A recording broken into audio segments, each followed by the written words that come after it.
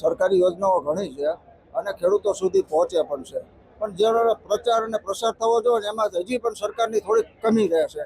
એટલે એ કમી છે એ અહીંયા પૂરી થતી હોય એવું મને લાગે છે. નગરમાં યોજાયેલ કૃષિ મેળાના સ્ટોલ જે લાગ્યા છે તેની મુલાકાત ખેડૂતો તો લઈ રહ્યા છે, ખેડૂત અગ્રણીઓ પણ લઈ રહ્યા છે.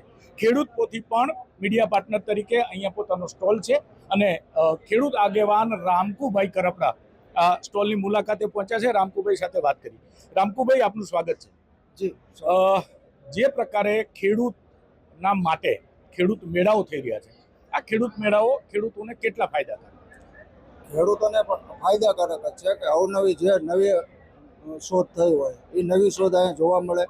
એ સિવાયનું જે ઓર્ગેનિક બાબતમાં છે એમાં નવી શોધમાં જોવા મળે. એટલે ખેડૂતો જે છે એમાંથી વધારે પ્રોત્સાહિત થાય અને ખેડૂતોને વધારેમાં વધારે ફાયદો થાય.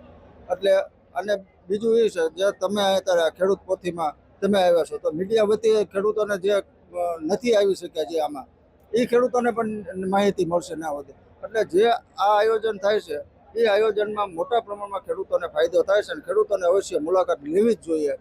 અને વધારે ને વધારે જે વૈજ્ઞાનિક ઢબે જે આગળ ખેતીને લઈ જવા માટેનું છે એ બધું આ સ્ટોલો ઉપરથી જોવા મળે છે.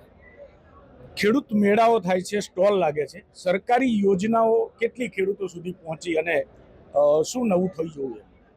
સરકારી યોજનાઓ ઘણી છે અને ખેડૂતો સુધી પહોંચે પણ છે, પણ જ્યારે પ્રચાર અને પ્રસાર થવો જોઈએ ને એમાં હજી પણ સરકારની થોડીક કમી રહે છે. એટલે એ કમી છે એ અહીંયા પૂરી થતી હોય એવું મને લાગે છે. એટલે સરકારને પણ આવી જ રીતે જે સરકાર ગોઠવે જ છે પણ હજી પણ વધુ પ્રમાણમાં ગોઠવે અને વધુ મીડિયા અને પેપરમાં હાઇલાઇટ કરે તો વધારે ખેડૂતો સુધી માહિતી પહોંચી શકે એવું હું માનું છું. આભાર રામકુભાઈ, ખેડૂત પોથી સાથે વાત કરવા બદલ. તો જે પ્રકારે કૃષિ મેળાઓનું આયોજન છે તેમાં સરકારી યોજનાઓ પણ ખેડૂતો સુધી પહોંચવી જોઈએ. હજી સુધી જો તમે ખેડૂત પોથીને લાઇક, શેર અને સબસ્ક્રાઇબ નથી કરી તો આજે જ કરી લો, કારણ કે આવી અવનવી માહિતી તમને ખેડૂત પોથી પર મળતી રહેશે. જય જવાન, જય કિસાન.